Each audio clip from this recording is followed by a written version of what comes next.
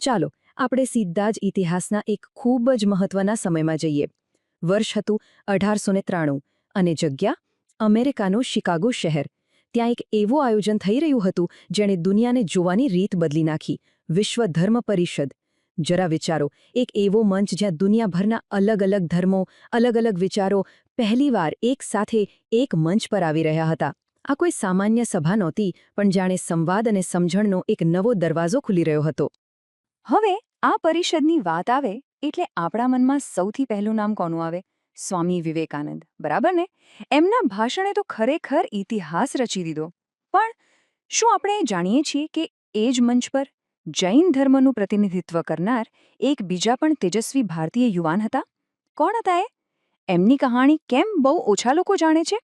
એ યુવાન એટલે વીરચંદ રાઘવજી ગાંધી.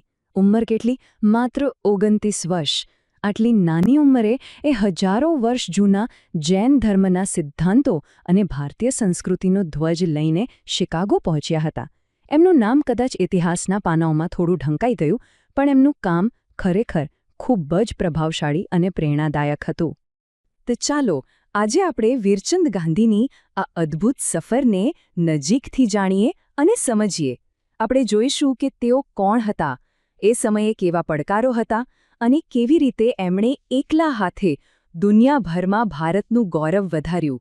એમની સફર સમજતા પહેલાં એ સમયના ભારતને સમજવું ખૂબ જરૂરી છે. ઓકે, તો 19મી સદીનું ભારત અંગ્રેજોનું શાસન હતું. દેશ માત્ર રાજકીય રીતે જ ગુલામ નહોતો, પણ એની સંસ્કૃતિ અને એના જ્ઞાન પર પણ જાણે ગ્રહણ લાગેલું હતું. દેશ સામે એક બહુ મોટો પડકાર હતો. એ સમયે પશ્ચિમના દેશોમાં ભારતની છબી કેવી હતી ખબર છે? એ લોકો ભારતને વાઘ, સાપ, મદારીઓ અને રાજા મહારાજાઓનો દેશ સમજતા હતા. એમને લાગતું કે ભારત એટલે બસ વિચિત્ર રિવાજો અને અંધશ્રદ્ધાનો દેશ.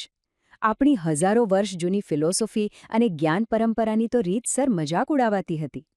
આ એક બહુ ઊંડી અને દુઃખદ ગેરસમજ હતી. અને બસ આ જ ગેરસમજોને તોડવાની હતી. આ ભ્રમણાને દૂર કરીને દુનિયા સામે ભારતનું સાચું ભવ્ય ચિત્ર રજૂ કરવાનું મિશન વીરચંદ ગાંધી જેવા પ્રતિનિધિઓનું હતું. એમનો હેતુ એકદમ સ્પષ્ટ હતો. ભારતની સંસ્કૃતિ અને જ્ઞાનની જે અસલી ભવ્યતા છે એનાથી દુનિયાને પરિચિત કરાવવી. તો સવાલ એ થાય કે આટલા મોટા મિશન માટે જે વ્યક્તિ फ्रेंड्स, इस वीडियो को पूरा देखने के लिए आज ही फ्लेक्सी टीचर ऐप सब्सक्राइब करें, जहां आपको मिलेंगे animated videos, digital books, text book solutions, notes, DPP और क्विज. और हाँ, flexi teacher app mobile, TV और कंप्यूटर पर अवेलेबल है. और अगर आपके पास इंटरनेट नहीं है तो तुरंत ऑफलाइन सेट टॉप बॉक्स के लिए संपर्क करें. Flexi teacher, the one you needed.